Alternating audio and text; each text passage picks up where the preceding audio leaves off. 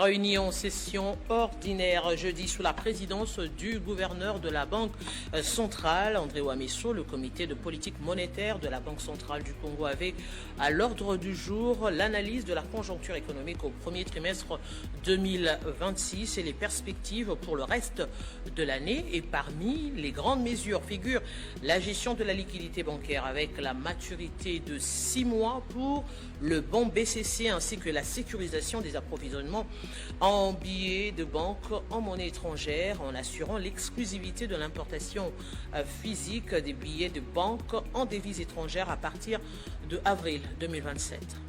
Après la session ordinaire du comité de politique monétaire, place à la conférence de presse. Très détendu, André Ouamesso, qui a présidé cette session, annonce des mesures fortes. Aucune banque commerciale ne sera plus autorisée à effectuer l'importation physique des monnaies étrangères à partir du 9 avril 2027.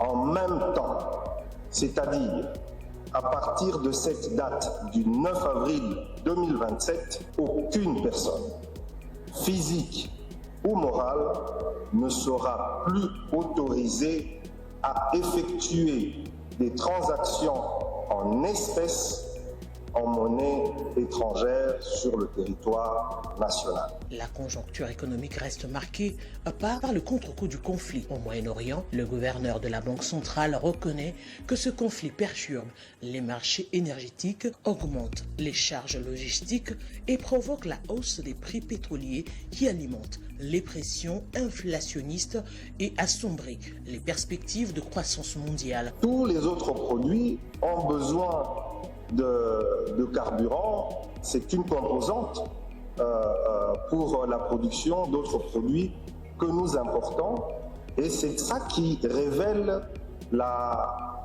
l'importance des réserves internationales que nous accumulons. Aussi, il faut saluer la politique du gouvernement en la matière puisque nous avons un mécanisme de stabilisation du niveau du prix des carburants par un mécanisme de subvention qu'on appelle communément le manque à gagner des pétroliers qui est supporté au fait par le trésor public et au niveau de la Banque centrale, ce sont nos réserves qui peuvent nous permettre de pouvoir aussi acquérir de manière non discontinue ce pétrole à l'international. Le numéro 1 de la Banque centrale n'a pas échappé aux questions de la presse sur des sujets d'actualité tels que les enquêtes sur la liquidité filmées en grande quantité dans les sacs de la Banque centrale et la question de DIM pour renforcer les PME. Après avoir suffisamment éclairé l'assistance, le point de presse s'est clôturé en toute sérénité. Merci à tous de nous avoir suivis.